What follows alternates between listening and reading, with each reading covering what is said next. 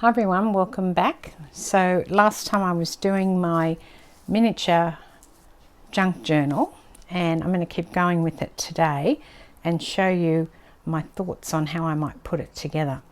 So I have cut down some paper and I'm going to stick it on there, back and front. That's the plan. Now I'm not really worrying about the order that I'm doing it in, so I'm just going to grab a ticket, but what I am going to do is make sure my tickets are up at the front edge. So in other words, I want the tickets to be on this side, and then this one will go over the top of here. Now I've chosen the ticket paper because it's bright and the rest is quite dull, but I could have chosen anything. It's just another Tim Holtz paper, so it is quite thick. I don't know whether that's a mistake, but I guess I'll find out soon enough. And of course, when I'm putting them back to back, the most important thing is that they're up the right way. Okay, and then I'll just put a little mark in there, little score line, so I can fold it. Okay, let's do the others. Now, just work out which ones I want back to back. I guess I'll do her next. Now, I intend to make some more of these little mini pages. I think that they're quite sweet and I really enjoyed making them. So I'll have to make the whole lot up, I think, to make a little junk journal.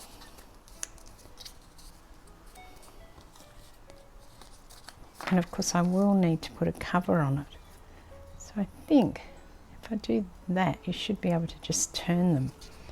I don't know if it'll get too thick and not work. So I'll do these ones and then I'll have a look at how it looks.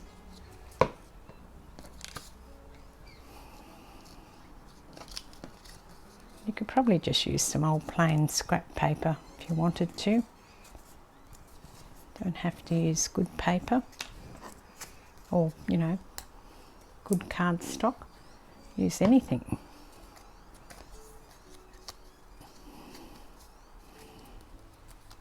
In fact, what I could do is not put them back to back, although I like that idea, but I could just do that and have them so that the cardstock was on the back. But now I've started, I'm going to keep going. You can see that one's a little bit tiny compared to the others as well. So now I have 4 pages, and I'm thinking that I could make this into a journal, and then I can keep going and add to it as I'm going through. Just work out where I'm going to punch it, if at all. See what I want to do. It's always a decision when you haven't done something before as to what you want to do. And I don't want to pinch it here because it's just going to open up like that. So I think I'm going to go and cut some more strips and put them in between these pieces to bulk this out a bit. Particularly this one, although I might bring that one to the front. That is a bit bulky for the whole thing. Yeah, I definitely need some more pieces cut, so I'll go and do that. And then I'll come back and work out where things have to go. So what I'm going to do now is I'm putting some extra cardstock between the layers. And then I'll put them together. I haven't put any on that back one because when I put it more on there, I will put some on there then. I just don't know if this is going to work. Look, we'll punch it through. I can always pull it apart if I want to, just using my crocodile, my big bite. And I do want to kind of measure where this is going to go to tell you the truth. Let's see. 2, so maybe at the like here and here, and then in a 1/2 inch. So let's see which is the big bite. 3/16 of a hole. So the 1/2 inch would be there. Okay. And that would go. Actually, I might do one at a time. Oh, it's stuck together now. It's caught. It's caught on each other. It's all right. I've rescued it. Okay, now I need to make sure that I get that in the same spot. So I'll put a mark. Just put a round mark on there. I can measure the depth, but not the where it actually goes in terms of height. So I've just done that, and that should come together at the same spot, which it does. All right, let's do the other 2 then. Now I want to make this so that I can take it apart and add pages when I want to. Now hopefully all of that will fit. Let's try it before we make a decision. This one, I have some string. I might put some string through it actually.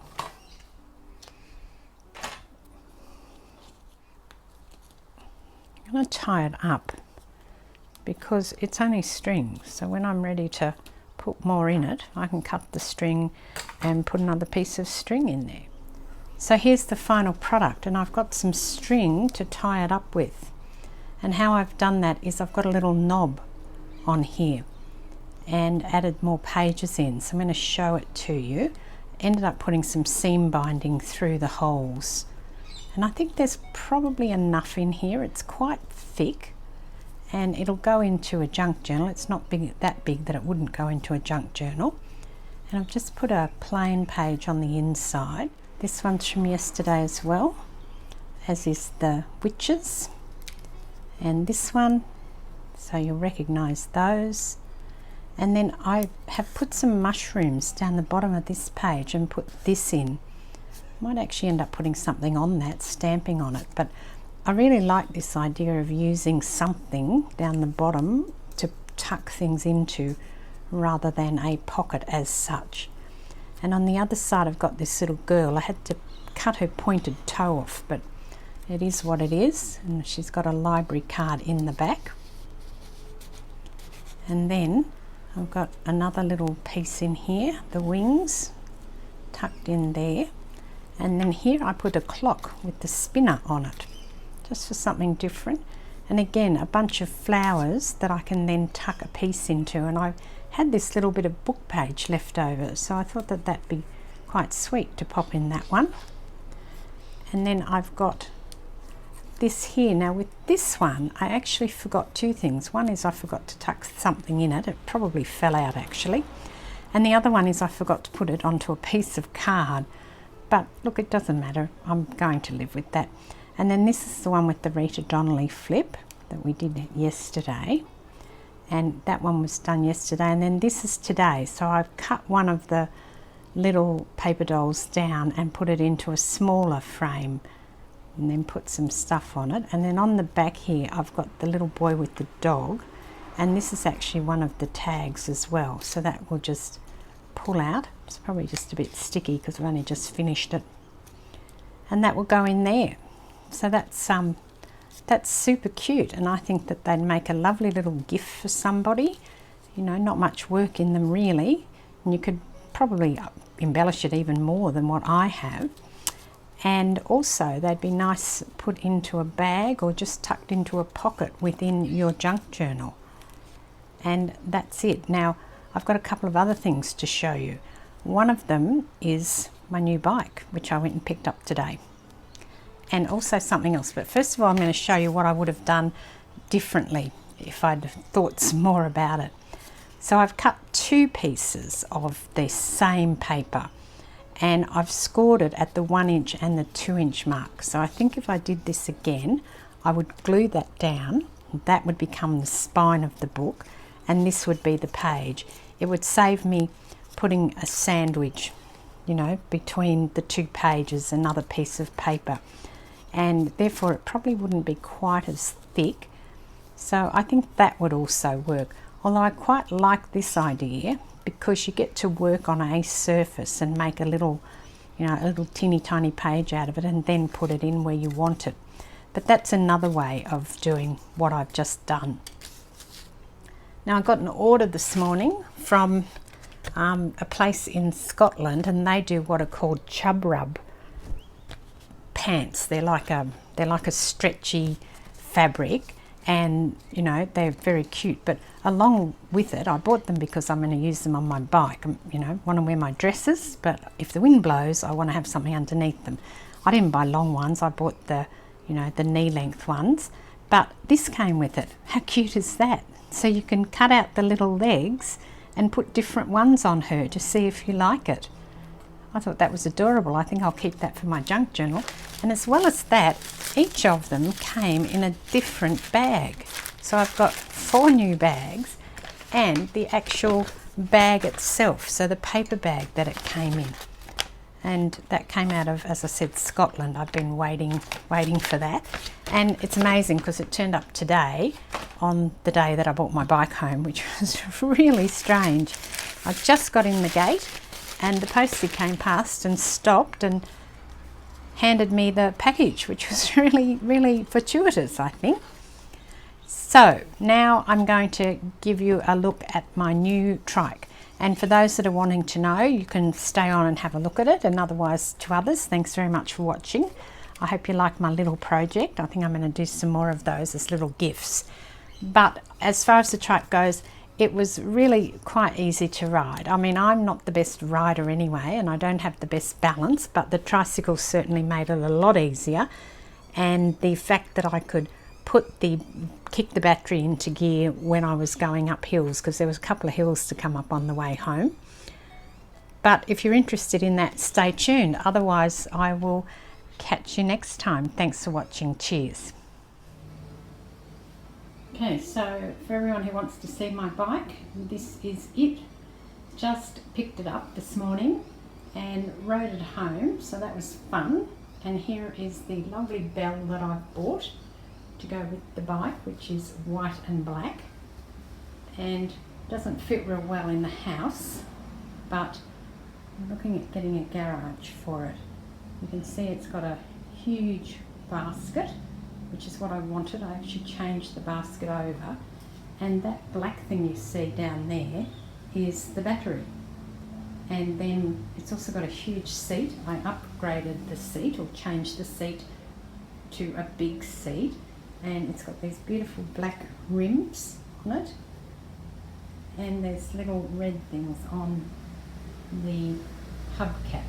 No, I don't know what you call that, but anyway, it's on there. So that's it, that's my bike. And I don't know if you can pick that up, but basically it's got 20 centimetres. That's all you have to lift your leg to put your foot over, because the bar there, the white bar at the bottom there, is only 20 centimetres from the ground. And it's beautiful, and it rides really well. So there's the power meter. You can turn that on when you turn the battery on, and it tells you how far you've gone, how fast you're going, how long it took you, and even the temperature, which was a very hot 33 degrees riding it home today. But that's it. And I've only ridden it the once, and that was a fairly long ride home, 15 kilometres, over 15 kilometres according to the bike meter. So that was a fair long ride for me, and I love it already. So that's it. If you've got any questions, please ask. It's got a light on the front, which you can see here. That's a headlight on there. And then on the back, it also has a light, and they're electric, so you know, they're not battery operated, so they're hooked up. You turn them on once you turn the power on. And then my husband put another light on, a little flashy light that he put on the back of the basket as well, just so that we could have more lights and I'd be safer. And it goes very well with the black and white tiles of the floor, I just realised. So that's it. And then this is my helmet with my hat on it. So I know that some of you may be interested in that, particularly if you are from Australia. And it just pulls over the helmet. So the helmet is just a matte black helmet, and this just is black underneath, and it just pulls over the top of the helmet, and then you tighten it so that it will stay on. And it was quite breezy coming home, and it was fine. It didn't really move.